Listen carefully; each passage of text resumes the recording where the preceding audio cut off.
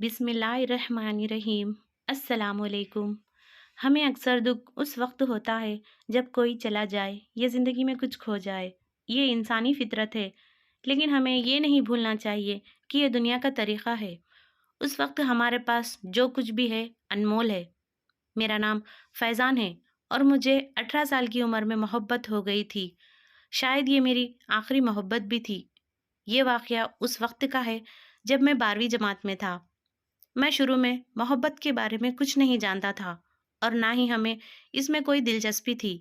मेरे तमाम दोस्तों की गर्लफ्रेंड्स थी और उनमें से कुछ मेरा मजाक भी उड़ाते थे, लेकिन मैं इनकी बातों को नज़रअंदाज कर देता था क्योंकि मुझे ये सब चीज़ें टाइम पास दिखाई देती थी। कहते हैं कि अल्लाह ने किसी न किसी को सबके लिए बनाया है। शायद उसने मेरे लिए भी कुछ सोचा होगा। वक्त आहिस्ता आहिस्ता गुजरता रहा और मैंने 12वीं पास की और अपनी मज़ीद तालीम के लिए दिल्ली आ गया। आज मेरी पहली ग्रेजुएशन क्लास थी, इसीलिए मैं अपनी क्लास के बारे में बहुत खुश था क्योंकि वहाँ मुझे नई चीज़ें सीखने को मिलेगी। ये सब बातें सोचकर मैं दिल ही दिल में मुस्कुरा रहा था। तभी मैं सामने से आती एक खूबसूरत लड़की से टकरा गया। तमाम किताबें उसके हाथों से गिर गई। मैं सब कुछ भूलकर उसे देखता रहा। उसकी आंखें और उसकी आवाज़ इतनी मशहूर कुन थी कि मैं बस उसमें खो गया। उसने कहा, हेलो, कहाँ देख रहे हो? मेरी किताबें उठाओ। इसके बाद वो क्लास में चली गई। उस वक्त पहली बार मेरे दिल में इस अजनबी लड़की के लिए कुछ महसूस होने लगा। मैं अपनी क्लास में सारा दिन इसके बारे में सोचता रहा। क्लास ख़त्म होने के बाद मैं इस लड़की से मिलने के लिए बेचैन था। वो अपने दोस्तों के साथ बातें करते हुए मेरे सामने आ रही थी। मैंने इससे बात करने का सोचा, लेकिन हो ना सका। मैं अपना दिल उस लड़की को दे चुका था।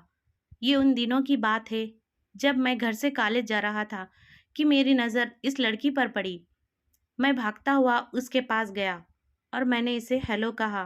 फिर हम दोनों ने कुछ देर बातें की और हम दोनों अपनी क्लास में चले गए। रफ्ता रफ्ता हमारी दोस्ती मोहब्बत में बदल गई। जब हम दोनों कॉलेज से घर जा रहे थे तो दरमियान में मूसलाधार बारिश हो रही थी। सामने कोई घर नहीं था।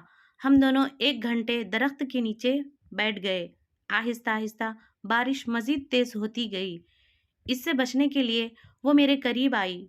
हम दोनों एक दूसरे के बिल्कुल करीब खड़े थे। वो डर गई और वो वहाँ से चली गई। हमारे रिश्ते को 2 साल हो चुके थे। मैंने इससे पूछा कि क्यों ना हम अगले साल शादी कर लें। उसने कहा, मैं आपके बारे में अपने घर वालों को बताऊंगी। लड़का खुशी खुशी अपने घर चला गया। दूसरी जानिब लड़की की बातें सुनकर इसे कहा जाता है कि तुम उस लड़के से दूर रहोगी।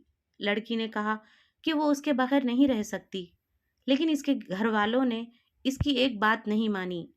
वो उस लड़की का फ़ोन छीन कर और उसे कॉलेज जाने से भी मना कर दिया।